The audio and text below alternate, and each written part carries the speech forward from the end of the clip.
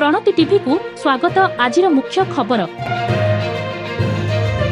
20 foot तलकू ओल्टिला बस 40 आहत।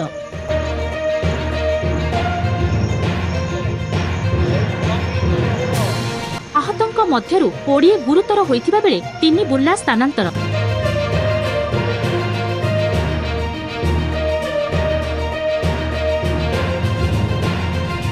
औथ थाना सरसरा निकट सेतुरे एही दुर्घटना घटिथिबा देखिबाकू मिलिछि। 2 घंटार ऑपरेशन परे समस्त यात्री माननकू उद्धार होइथिबा सूचना रहिछि।